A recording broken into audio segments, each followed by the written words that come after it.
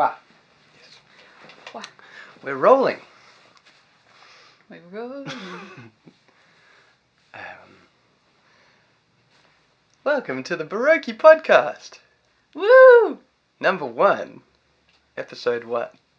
And I'd like to welcome our distinguished guest, Alice Chance. Hello. Thanks for having me, Boroky. Thanks for coming on the show. So Alice Chance is an amazing artist and also my partner. And so it seemed like a good place to start, as I would like to talk to lots of artists. Partners. Lots of partners. Lots of your partners. Many of my partners, yeah. And so here she is. I thought you could tell us some things about your life. I have a little list of questions. I might ask the first question. Yeah. That's all right? Yep. My first question is, who is this Alice Chance character, hey? I love that question.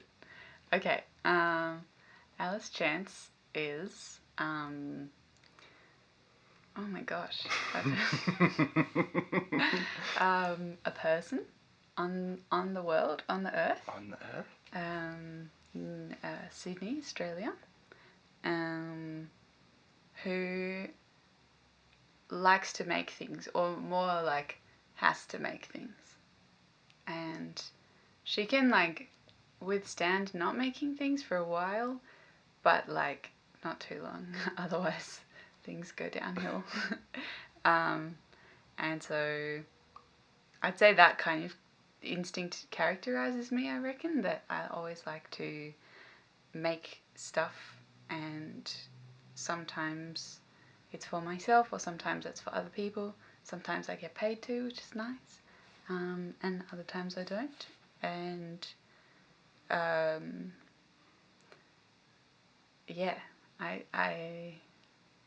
I feel like I have a creative well, that as long as I keep it topped up, I continue being able to create and able to therefore be a happy, well enough person to do all the other things that I want to do in the life, be a good human and that sort of thing. Yeah. Cool. Who is this Boroky character? Oh, yes, you can ask questions back, can't you? And it'd probably make it a lot more comfortable. I don't know. What does Joe Rogan do? Oh, yeah, he just talks. He just great. has a chat. Well, so take it away, Joe. Like that. Yeah. Joe. Hello, this is Joe Rogan.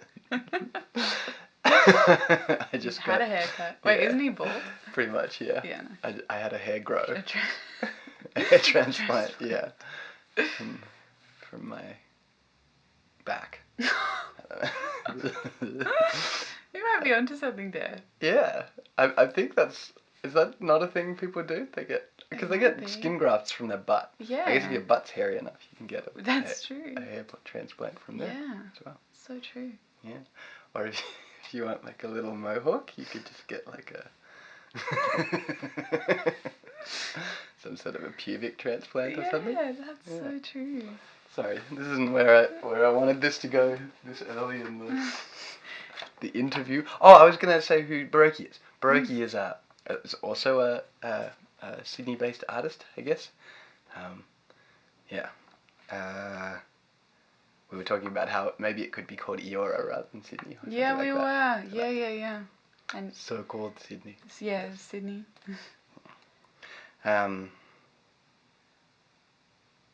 Why am I looking at the paper when I'm going to tell you about me? I'm Boroky. I make music primarily. That's my main artistic thing that I like to do. I'm an artist, so I make lots of things. I have a similar instinct to make things all the time. And I like bright colours. I like to indulge my inner child. That seems to help. But yeah, I'm very similar in that, maybe even worse off in terms of I can't really go very long without engaging in creative activity, which is maybe slightly distinct from making things, because sometimes it's improvising or something, or some kind of, or or even, I don't know what else. just engaging in games and stuff, being playful and stuff. That all seems to like feed the creative, my creative self kind of thing, which you probably can relate to. Absolutely. I think I can go longer than you without creating, and I'm a bit jealous that like your kind of hunger instincts kick in a little. I maybe no, they kick in at the same time, but I've always had the impression that either your voices are louder or you're better at listening to that instinct of like, I need to drop everything and take care of my creativity or my kind of instinct to explore right now. Whereas maybe that instinct is like gently tapping at the door, and I'm like, no, I could get more stuff done. Yeah. I think also it might have to do with responsibility, like what, because you tend to have more stuff on your plate that other people are relying on you for. So you've got a bit more responsibility outside yourself. Whereas like I tend to keep it pretty chill for myself, so it's easier for me to take care of responsibilities to myself, maybe. Something like that. Could be that. Yeah, that makes sense. But I think we both do a jolly good job. It's true. We try our best. We try our best, exactly. So my next question is, when did you start creating? Do you have like a first memory of finding creativity exciting? I reckon I do. I was the image that comes to mind for me in terms of like early creation for a lot of kids, or maybe a lot of like Aussie kids, is the sandpit. I feel like a lot of people, maybe they had a sandpit in their backyard if they were lucky, or they at least had one at like daycare if they went to daycare, or or preschool, school. I used to get blood noses from spending too much time in the sandpit, or that's what my parents said anyway. Wow. It's like because it's really dry and gets up your nose and stuff. And like you were just there with a spade just hitting your nose. Maybe that was it actually. Come to think of it, that probably did it. I was trying to build a sandcastle in my nose. And yes. Because that would be a really kind of conical shape if you could then take it out as wet sand. Yeah. Like a mini little turret. Yeah. But yeah, I don't, like sandpits came to mind, but my first memory, which I think is a bit of a false memory because it's more like an anecdote that I was told about when I was, 3, was hanging out with a friend who, our parents were friends. Her name's Isabella, and the parents were like inside chatting, having tea, and looked out, like they'd left us in the sandpit, and Isabella, who's a very gentle character, was like had her foot on my neck, and I was like face in the sand, and she was like shoveling sand onto my head. So I'm sure it's maybe some creativity. Maybe we were, acting. Maybe we were doing theatrical improvisation, but I was crying a lot apparently. But that's kind of my first sandpit memory. But yeah, in terms of first... Being buried alive. Buried alive. With some, some threats to your vitals. Yeah, exactly. And I must have enjoyed it, because for a lot of my childhood later, I wanted to be a sculptor. I was like, I want that to be my job. Because I really liked... Other people alive. Maybe you were just full of revenge. Revenge, exactly. That would have been it. But yeah, I think... I'm trying to think about, like... places where kids are encouraged to be creative early on, like I loved Play School. I loved that show so much. I watched it like up until like I was embarrassed about how old I was when I stopped watching, or like I don't know if I ever really stopped. Like maybe I remember I would come home after school, even in like year 4 or year 3, year 4, and sit there and watch Play School, because I just loved the kind of invitation to imagine and to make stuff, and that there was none of this like it has to look like this, or it has to be, you have to do a good job making your milk bottle boat. I just thought Play School was the best show ever, and all the singing, and I feel like that and Art Attack, the show Art Attack, those really just, I watched so much of those when I was little, and I really latched onto that thing of like, you hang out with friends, what do? You play games, obviously. You make stuff. You imagine scenarios. You talk to your soft toys. Like, obviously. Yeah, I feel like, yeah, it's like up to a certain age it's like culturally right to encourage creative behavior in kids. Like that's the main, like, arts, and if you imagine a preschool, you imagine arts and craft. Yeah. Almost. Yeah, exactly. Or like, yeah, like kindergarten kind of thing. Mm. Yeah. Getting messy and colourful and yeah, and playing with paint and crayons and everything. Mm. And then there comes some point somewhere along the line where it's like, well, time to Put all stop that away. and do a career or something. Yeah. Yeah. That's so true. Yeah, and it maybe even along the way, like, certain types of art start to get encouraged and certain ones get discouraged or something. Like, I'm thinking of like the hierarchy of like a high school playground where maybe someone's got really good at photography, and I guess like I went to a girls' school, so I'm thinking about like someone who got really pretty, got into photography, like got a really successful Instagram, for example. Like, that kind of creativity would be encouraged. Because that looks like a career that can pay the bills kind of thing. But then like the nerdy girl who's writing fan fiction, it's just like, oh my god, how embarrassing. So like I feel like it's not like my opinion. I mean, maybe it was back at school. I hope not. Sorry to any old school friends watching who maybe wrote fan fiction, I was probably just jealous if I ever criticised it. But yeah, I think so along the way we support some kinds of art making and we really kind of humiliate people who are doing other kinds. And then even the people who we supported maybe as they were teenagers, we can then start to be like, well, have you thought of, we know you're creative, maybe you could get into marketing or advertising or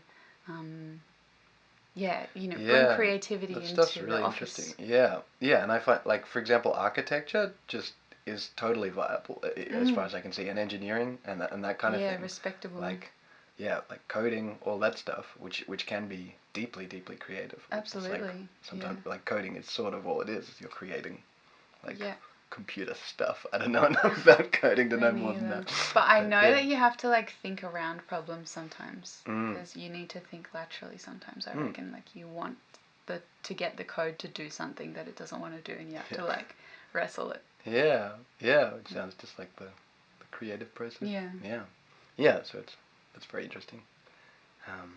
But yeah, I think the world's always getting better at like, I don't know, encouraging people in general in a sort of 2-step forward, 1-step back kind of way. Like, where there is so much like film material in which centers on like a group of misfits kind of thing. That like, to be that is like it's becoming cool. Yeah, exactly. And has been doing so. Yeah, like it's, yeah, I don't know what I'm saying anymore. So maybe I could ask you another question. Yes, sure. What are your... I've got to keep this paper somewhere. Yes, on the piano. What are some of your general philosophies for life and creativity? We've sort of already touched on that. Yeah. Anything you'd want to add? I think a lot of my philosophies, maybe I'll start with creativity and that will kind of go into life. A lot of my creative philosophies I kind of, although they were sort of instinctual for ages, I really found a lot of them when I picked up The Artist's Way by Julia Cameron. I felt stuff that I'd... Do we have it again? I might make a bump on the mic, so everyone be quiet for a second and I'll cut it later.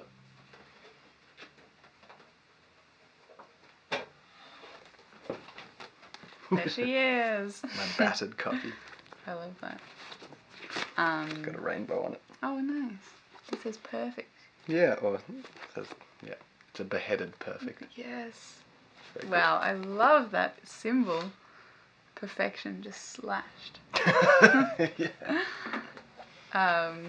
Yeah, so I think so I guess our relationship with that book is that I heard about it from our mutual friend Clancy, and then thought maybe like a small part of me was like, I might like this, but in my kind of habitual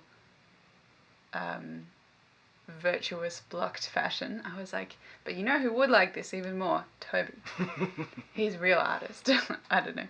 And so I got it for you for your birthday. And as soon as you got it, you were like, Alice, I think you would really love this. Like, I think you should do it. And for ages, I was like, yeah, when I have time, I'll do it when I have time. And you're like, it says that in the book that people who need to do this will resist by saying they don't have time.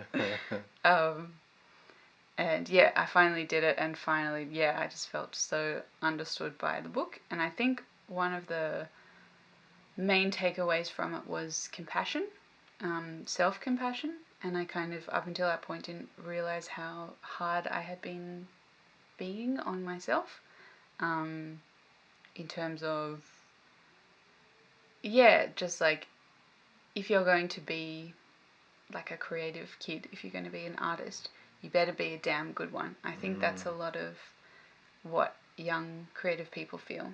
Especially like even if you've got a really supportive kind of network around you who are like, you're so talented, you know, go ahead, do it, which I had.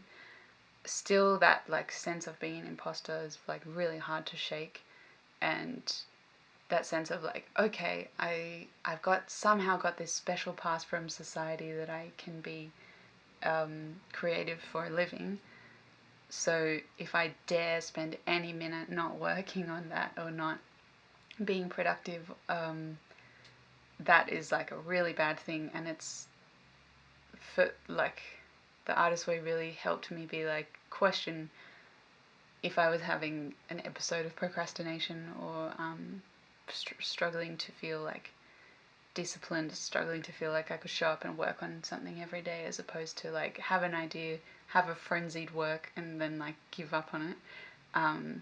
The Artist Way taught me to, instead of like beating myself up about that sort of thing, to be loving and compassionate first, and then start to be like, why might this be? Apart from your own like inadequacies, why else might this be? What might be causing your blocks? What outside factors as opposed to internal factors are stopping you, because you know you're not lazy. That was like a huge thing I learned in that book. It's like, you're not lazy, you're scared, and you are definitely not being unproductive because you're using an incredible amount of energy on remaining blocked. And that was huge for me. That was like, yeah, if I'd had a day of like not working on something I wanted to work on, and then at the end of the day I would be tired and need a rest, I'd be like, how? You haven't even worked. You've had your rest. You wasted it. Now it's time to work. I feel like that was my kind of treatment of myself for like my late teens, early 20s. And then when I started kind of doing the course in that book when I was 24, that's when I started my journey towards being like a more healthy, creative person. Is that even a quote of creative philosophy? Yeah, that counts. Yeah, totally. I think the Artist's Way as a creative philosophy is pretty sound. Yeah. Yeah.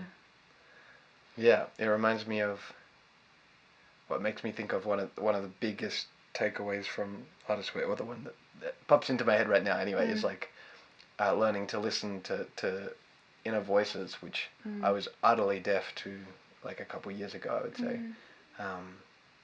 And how that's just like such a difficult task. Like I remember telling you about that Brene Brown Tim Ferriss interview where they talk about where she tells the audience about her method with her husband about how to deal with fatigue mainly, or sort of emotional energy, and how like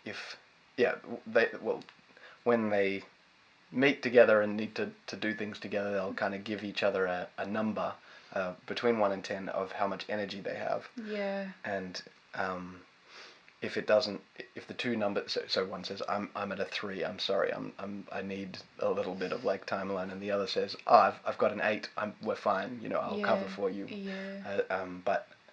But they have to add up to 10, or they need to engage in some kind of an intervention to make sure they both have enough. Yeah. I don't know, enough. Uh, I don't know. Yeah, rest like or yeah. to prevent the scenario where someone's at a 3 and someone's at a 4, Yeah. which is still not really high enough They to have deal. to change But their surroundings because their insides don't seem to be amenable to it at this time. But anyway, my point was when I told you about that, what you pointed out was that's great, but it's at least a 2-step process, or probably many steps. But in order to engage in that system, you have to know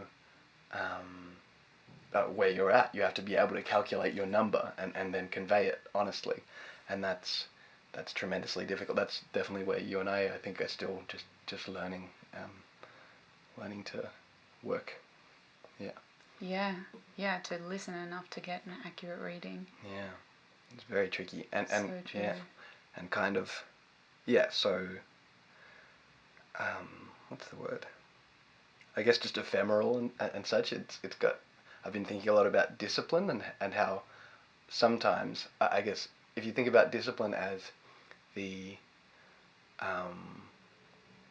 the doing the plan regardless of your emotional state, something like that. Whether you want to or not, you do the plan.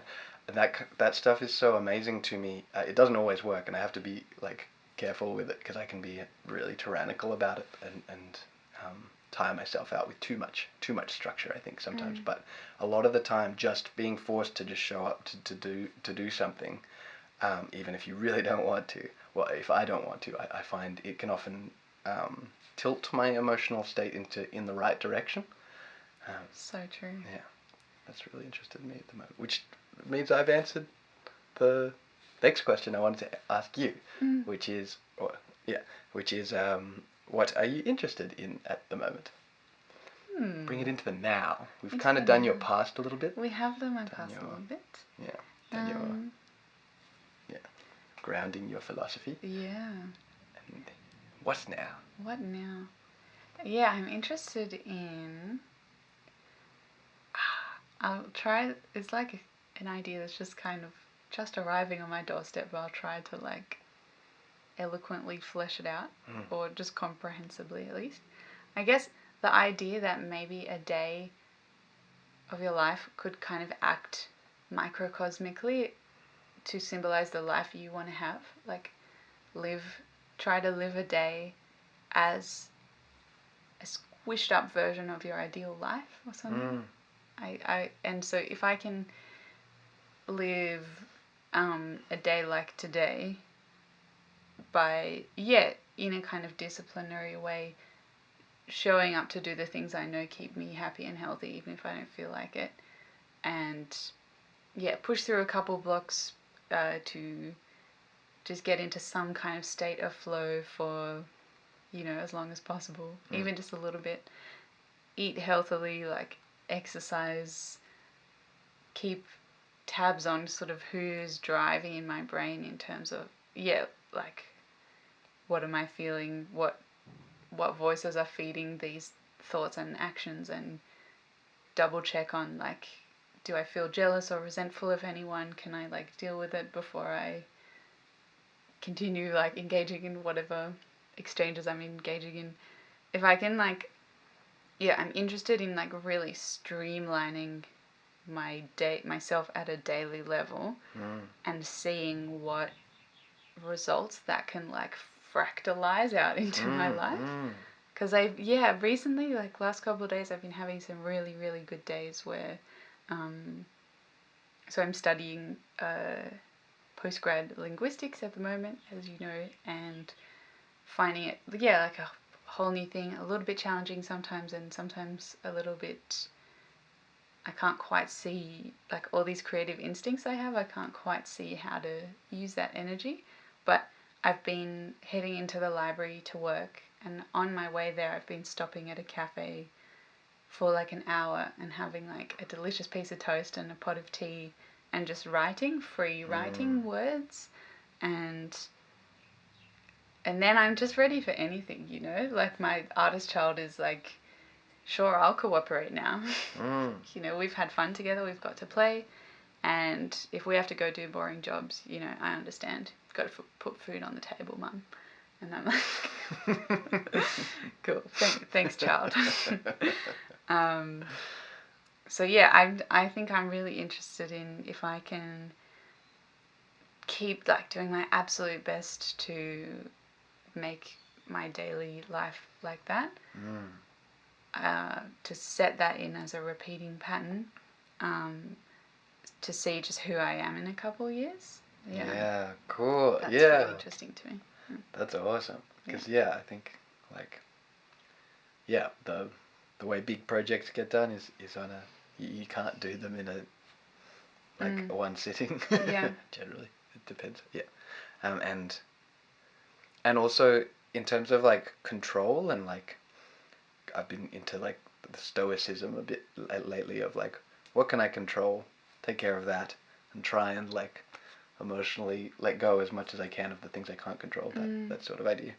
And a day today is something you can plan for relatively like with some accuracy. You can like obviously something crazy could happen at any moment, but like as you plan further and further in the future, it just gets more and more ridiculous and more like difficult to plan and to fit in your head or even on paper. And it's like the shortcut to giving up on something is to be like, well, how long is that going to take? Or you just visualize the whole finished product and you're like, how on earth could I make that? And I Whereas totally it's like, agree. what could I do today? Yeah. What's the best day I could have? Even the tiniest step that I could take? Imagine doing that every day. Yeah. Yeah, absolutely. Cool. Great. I feel like thank you. I'm interested in lots of other things. Maybe I could try saying those too. Yeah, do you want? I'm interested in, and maybe this is going back to a philosophy thing, but interested in the idea that any idea is okay, any idea is allowed, on the privacy or the safety of the page. And I think writing, something that we both do from this really artist voice focused podcast so far, but how we both write 3 pages of stream of consciousness every morning.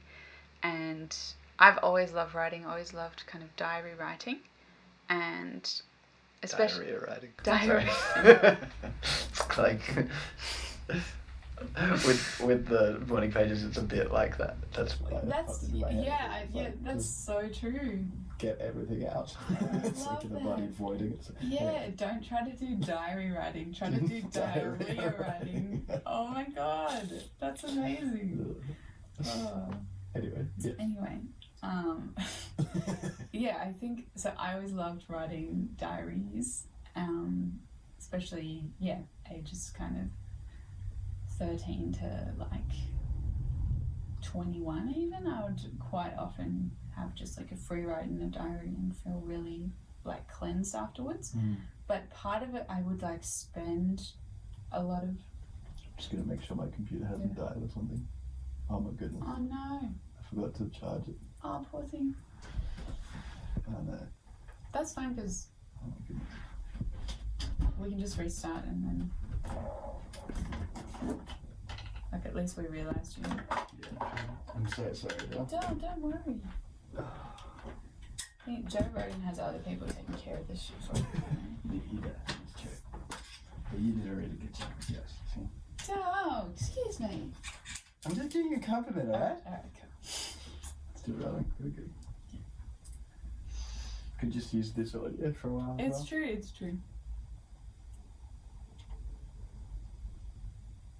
Please turn on, my friend. I don't drink a water anyway. Good idea. Sorry to disrupt the flow. That's good. Thanks I know so where I am. As we go on, we could do several of these. Yeah. I love that. Yeah, like other episodes. Yeah. Other chat. Yeah, that would be great. And I'll get better at all of this stuff. And we'll get better as well. Because it's so interesting. Actually, let's do the podcast and then we can brief about the podcast. Alright. So, I just have a listen to where we were, see if we missed anything. Maybe not.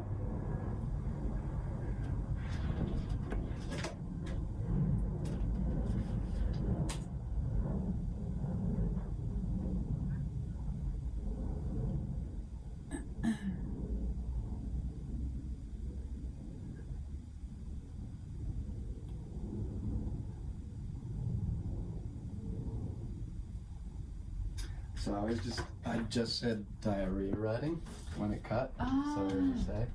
That's I'm okay. really sorry, Del. No worries. So maybe we could just catch the audience up on That sounds good.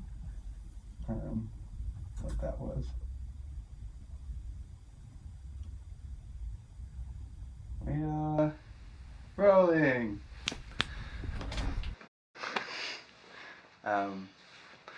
Yeah, my audio ran out, and I just said diarrhea writing.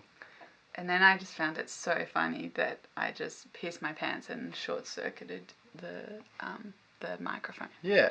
The microphone. Yeah. You diarrheaed all over I everything. did. And we had to clean it. So yeah, but we're back. We're back. A couple hours later. Yeah. Squeak. Oh. Let's get that bit off. Very nice. Anyway, I think, so I really liked writing diaries. And I would always feel afterwards that I'd like got a lot off my chest and feel really good, and secretly be like, I'm a damn fine writer. One of these days someone's going to discover these masterworks. And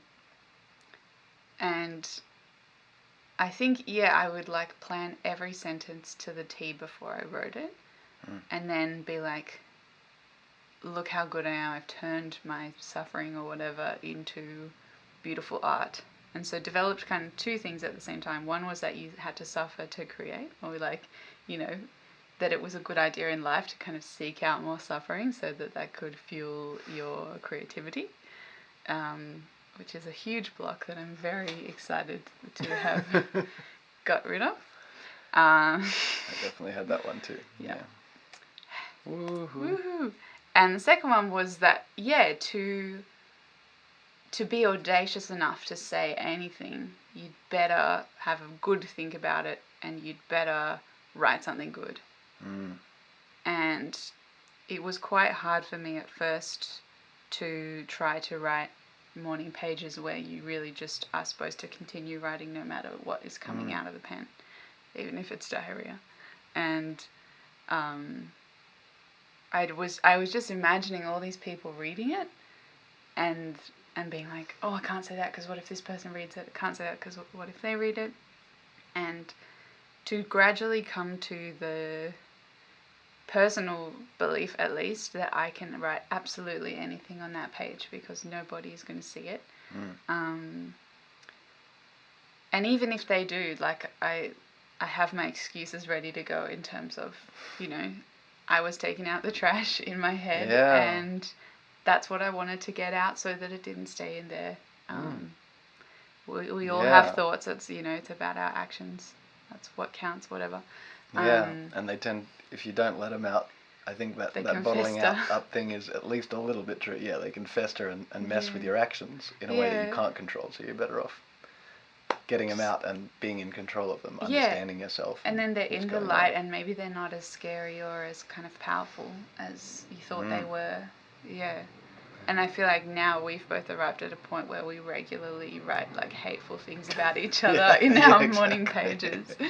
And it's just so, I really feel for like my past self who kept so much inside, who was like, that idea of like, if you're going to dare say something, it better be good. And like, when the way to make anything good probably is to bounce it off other people. Like, yes, lots of solo thinking is great, but maybe you need to bounce it at least off yourself by writing it out. Exactly. That's how it'll get good. Exactly. Quicker, surely. You have to make in order to make something good. Yeah. Not just, expect yourself to just make something good immediately with no practice. And if you don't, then, it was worth a try. Try something else. Yeah. So that is a life philosophy for sure. That any idea is okay. With a little asterisk. As long as you don't act it out. Like that. You can say anything in the privacy of the page. Yeah. That's awesome. Thanks. Cool. Yeah, and am I interested in anything else at the moment? I'm sure you are. Yeah. I guess, you have to, like, these are a few pinpricks in the cosmos of Palbus. Yeah. Which is something I call Alice. Yeah. And, I wanted to say something. Oh, yeah, just for anyone who might be a stranger to us, we tend to talk about art really fluidly, like any creative activity, and so Yeah. Just to, I don't know, we often like skip between, I was writing words, and like I'm writing music, or I'm painting or whatever, and yeah, or just, like, I don't know. totally. Feels good to just draw attention to that and be like, yeah, that's, if you're struggling to follow, that might be one of the reasons why. Also, this is the first time we've done a videoed long chat. So in English. In English, we did one, last week in French.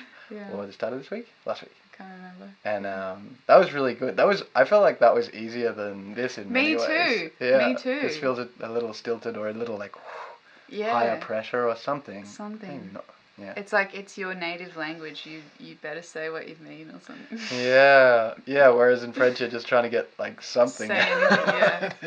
And all your like critical people in your life who you imagine are watching, they would just have this filter of forgiveness because they're like, oh yeah, they're speaking a second language. Yeah. Yeah. It's so crazy how it's a little bit more scary. Yeah, it's easier to get analytical, I think. I think we're both thinking harder before we talk. Yeah. Like not jumping in as much or not being as playful. As playful, yeah. Yeah. Yeah. Still it's nice. really interesting. It's still very nice. It's still very nice. Yeah. I think I just want to keep chatting, Oh. Maybe just... How much time do you have? It's 12:20. Okay. Maybe we could like just chat for another 10 minutes, just see what we even say. Sure. Yeah. And then, if it ends now, you'll know. Bye. You'll know because the video will stop.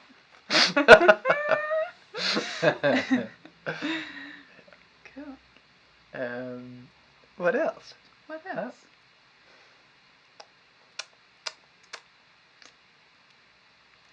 I'm a bit conscious of my computer's fan. Yeah. Which has been going this whole time, but it can be a little. Your computer's a hottie. No doubt. Can feel like we're at the seaside, but the wave just isn't stopping. Yeah, like one of those surfboard schools where there's like an eternal wave. Yeah, like a circle thingy. Is that what you mean? Or I like don't know it's if that's circle. I don't know. Yeah, like I don't know. I'll find a picture and show you. Alright. Cool. An eternal wave. Yeah. It's quite nice. Just. We could do this for 10 minutes. Those good luck cats. Oh yeah, cats. true. That's what they're doing. Yeah. And inside making that sound. Yeah. Eternal breath / scream. Yeah. Wow. How is it all right that I suggested we have? Yeah, it's great. Yeah, I'm sort of I'm like casting around for a good question or something. Yeah. Or we could even plan for like the next podcast or something. Yeah. Are there things? What are some things? I could say what I'm interested in. What are you interested in? It's true. I've sort of said because it's been a conversation and we've back and forth quite well, I reckon. I'm interested in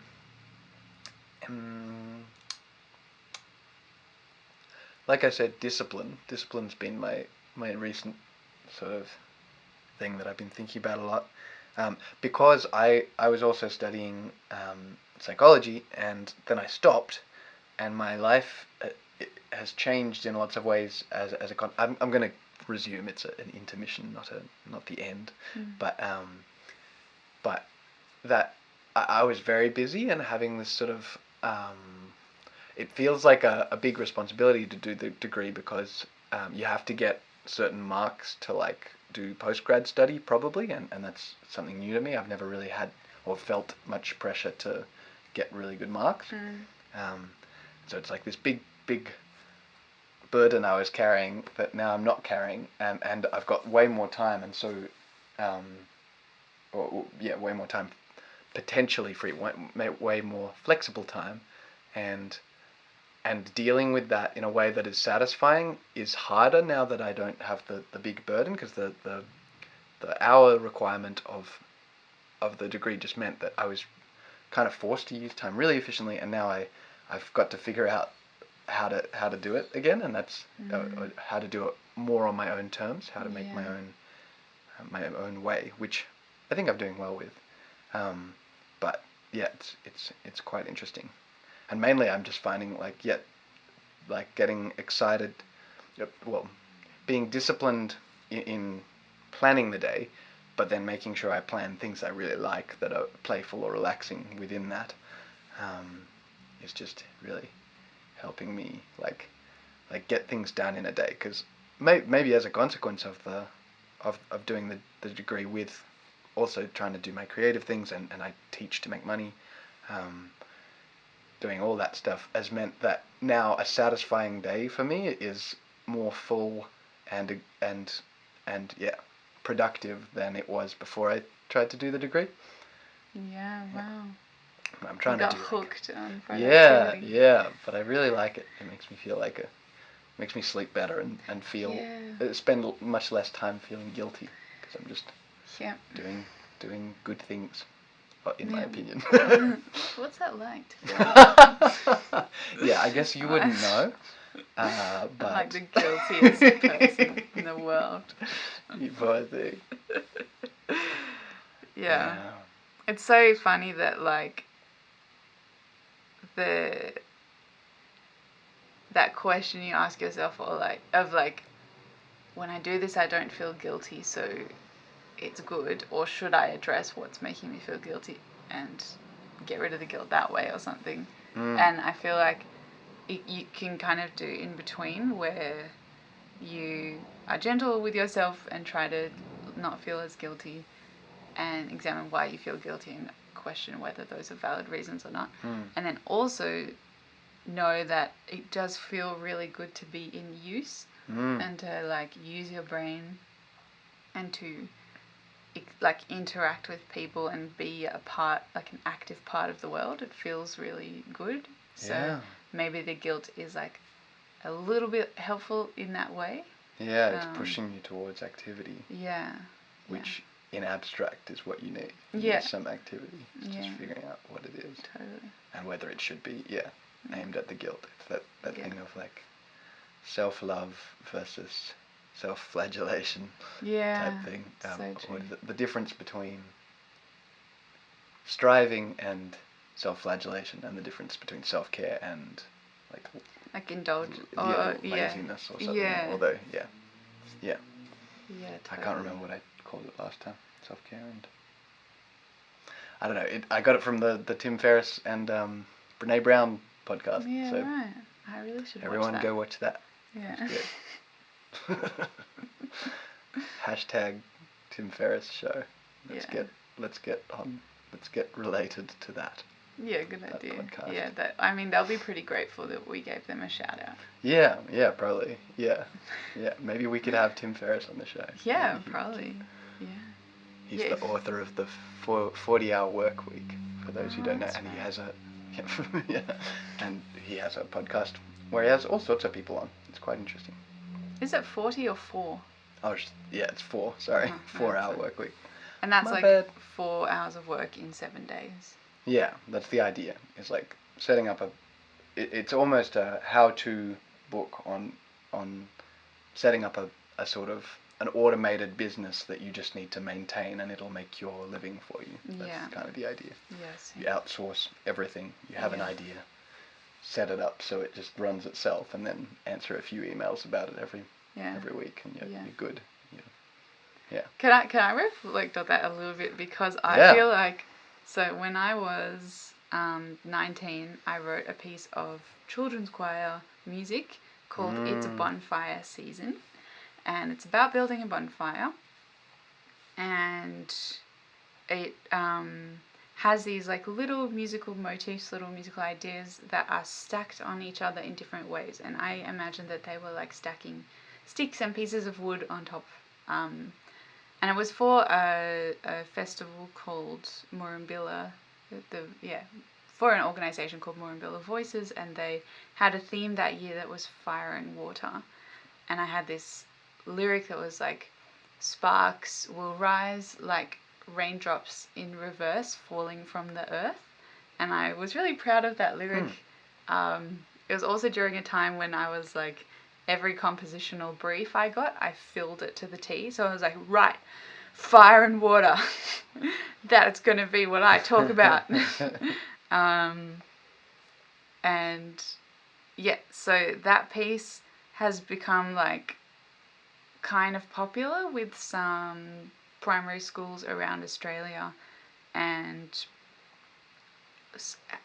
somehow I make money from it. So like I sell the piece on my website for like maybe around $30 for like a kind of smallish choir to buy, and it's like a one-off payment. They can perform it as much as they like, but somehow through photocopying or mechanical royalties they're called, I make like a fairly large amount of money from that piece every year, and I don't really understand how. And I like half think there's like some mistake and they're going to realize that it should all go to a different composer, and like it's so funny that a lot of people aspire to kind of early on set up a system that funds itself, and like somehow I did that, like, but and I really struggle to feel that I deserve that money every time it comes, because I feel like the reason I was even at that festival was like 100%, 99% my privilege that I got to go to a private school with an amazing music department, where the head of the festival, Michelle Leonard, went to this school's music department, said, do you have any composers coming out? They said me. I got to go to the festival. Like, all this stuff it was just like this red carpet of privilege that took me to that position where I wrote a song about a bonfire and like now make money from it. Like, I feel like you're 7 years later. Yeah. What was I gonna say?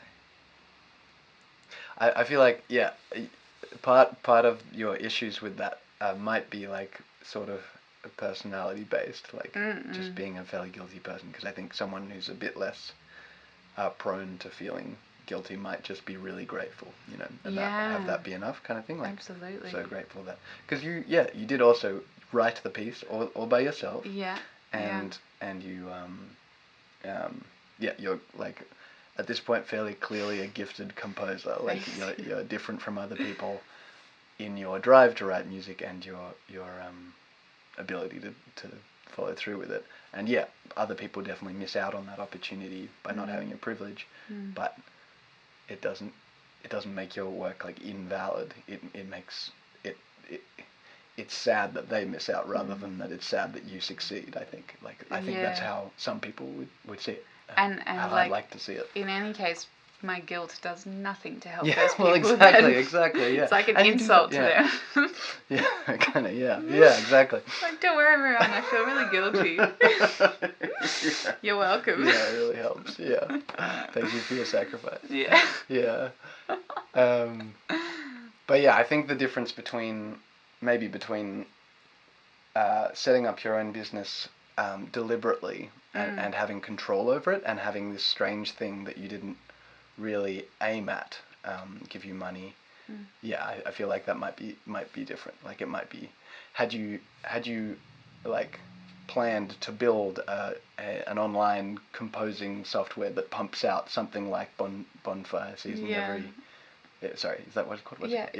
It's bonfire season. Yeah, maybe then you'd feel a bit better about it, because you'd be totally. like, I hacked the system. I set out to do this, and I did it. That's I'm so getting true. the money that I aimed to get, rather than I keep getting given money and it makes me uncomfortable. Yeah. And it's scary that it might stop as well. Yeah, exactly. Yeah, totally. Yes. Yes. You're right. I'm gonna say something that might be a bit of a poke on, poke screen, away. which Poke away. I guess to me, just a couple of times as you were talking about what you get from Bonfire Season, it seemed like you were omitting the actual quantity of money. and I wanted to ask whether, like, it's cool. Yeah, you don't have to share that with the world. That's yeah. But I was wondering if you wanted to consider that under the pressure of recording. You can just say no, and like we could do it another in another video. She might decide on her own terms to air that kind of private information. Because I've just been very excited about a YouTuber called Ali Abdal, who's who just like a productivity slash study. Yeah, and he has a couple of videos where he lays out his finances in detail, and it's just so refreshing for me, at least, because I've always been aware of like a taboo around talking about money. People don't say what they earn and stuff, and totally. I reckon if they did, maybe the world would actually be a better place, because everyone would just know. Exactly. Be like, this is what we're working with. No exactly. secrets. Totally. It varies every year, and I kind of struggle to. Sometimes I just don't even remember or know because I don't want to think about it. Yeah. And then it becomes this like unknown thing where actually sometimes it's like $7,000. Yeah, right. That's in a year, which is, It's a good sum, tidy sum for not having done any work that particular year on the piece. Yeah, exactly. Or maybe you'd rearrange it or something, but. No. Yeah, okay. There's still a typo on the score that I know is so there, funny. And then I haven't brought myself to fix. It's so crazy. Great sharing. This is the good stuff. This is the juicy stuff for a podcast. Yeah. But yeah, sometimes it's been more. Sometimes like it was there's another piece I wrote about rescuing a dog from the dog rescue home. I think it was like, my first piece for children's choir. Wow. And it became like a set piece at the Canberra Eisteddfod. Wow. And so every choir that was competing had to buy that piece from me, and they had to perform it. Very good. Yeah. Which was awesome. And I think one year, or that year maybe, or I think I hadn't set up an account with the organisation that generates the royalties, so they'd been holding them for me. And so you got a big lump sum. I think one year they contacted me being like, hey Alice, would you be interested in making your profile with us because, we've been holding money for you? And I was like, oh, yes, please. And I didn't really know how much it would be, and I think one year I got $20,000. That's amazing. Yeah. That's amazing. Yeah. I think it was a mixture of, I hadn't heard that side of it. I always thought it was just bonfire. Yeah. Pure bonfire season. Yeah. Made you rich. Yeah. Wow.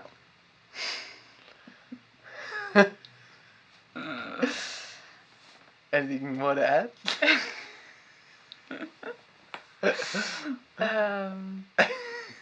I guess the night that money came through, I took quite a few 20s out at an ATM and walked around the city giving them to homeless people. That's right. And not talking to them. That's right. Just dropping off 20s. And one guy was asleep and woke up and called out thank you, thanks so much. And I was like, no worries. And then I was like, what am I doing? It's so interesting hearing, because I think I've heard at least one other story like that of right. I have a lot of money, I'm going to just drop notes on homeless people, and it's such a it's a really interesting, I don't know what to make of it. Because I think especially if you go to places often, say you go to the city every day or something, it's likely that you will see homeless people every day, and that little kind of instinct of I can't, or I don't want to give money to this homeless person, because if I did to everyone every time, I couldn't sustain that. So therefore, why do this once? I think that's a lot of the time, I think, at least what would go through my head. And so suddenly I could, because $20,000 was so much money to me. And so it was answering or repenting or making up for all those times I couldn't, or something like that. Yeah, but it's quite personal to you. It's not about them, exactly. It's your guilt. Exactly. It's so interesting. Yeah, I've often think about that, because what can you practically do about a problem like that? And the answer seems to be like volunteer at like a Vinnie's van or something like that. I think that might be, because otherwise, like, if you're gonna, the only other thing I can think of is approaching one single homeless person and being like, I'd like to help you. I'd like to have you in my life. How are we gonna work together to like, I don't know, fulfill what you need? And like, to even, you'd probably have to, I don't know, that's just quite a process to go through. And I think there might actually be like a more like official process of that variety available through charities, I'm assuming, because they actually talk to people and not just like approach a stranger on the street and be like, I want to help. Which and I wonder about like, and I'll wonder briefly about it because it's the sort of thing you can wonder extensively about. But that because there is like, religion is less and less popular, at least in my kind of immediate sphere. It's a lot of us are kind of grappling with morality and defining our own morality and defining, what is our list of things to do to consider ourselves a good person, and like, what's the relationship between morality and politics? What is objectively right and what is kind of up for debate? We could do this next episode podcast. 2, But I'm very keen. But I think that's something that I like struggle with every day, like how to be a good person, especially having only so recently learned to take care of myself properly, like how to sort of dip my toe back into being a good person, I guess. Or like, I feel like it's more like you've learnt to take care of yourself as an individual, which you would have to take care of anyone else. And maybe even how to take care of me, or like I've got my own shit together, maybe enough that you can start thinking about extending your wellness or something like that, extending good in a way that isn't going to actually be so destructive to you that you'll end up just doing more harm than good, kind of thing. Absolutely, because my number one thing is to never like do someone a favour that you're resenting them for while you're doing it. Yeah, because that's just everywhere. That's like a disease, I think. And the more it can be avoided, the better. I think so.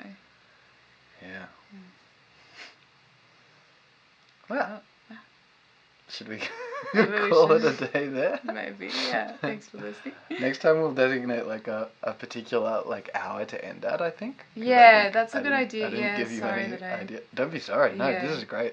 The longer the better, I think. Cool. Yeah, that would be helpful next time for sure. Cool. And then we can just go. Just go. And then just stop. Yeah. But I think this was a very good first attempt at a podcast. And like, well done on the idea. And I really hope that you keep it up, because I think, I'd be so interested to like hear who else you chat to as well and what they have to say. And like, you're a very, very good listener. Like you excel in like one-on-one communication. I feel like everyone who knows you would agree. Like they're just like, if you go to a party and Toby's there, like try to get him on his own, and you'll have a good chat. So I think like this could really go somewhere, I reckon. I feel like honoured to be in episode 1. Number 1. Be number 1. Alex Chance, everyone, on Boroky podcast number 1. Got tote bags for sale. Get them while they're hot. Birthday card that I made for Toby. Yeah, a lot of random notes and paintings and things. Yeah. They're not for sale though. The only thing you can buy is the Boroky bag. But anything else? Oh yeah, look forward to more local artists with using a very broad definition of that term on the Boroky podcast. See you next time. Bye. Thanks, Alex Chance. Thanks, Toby Graham. I mean, shit, Boroky. No one had. Oh no, we'll have to beep out the the S word.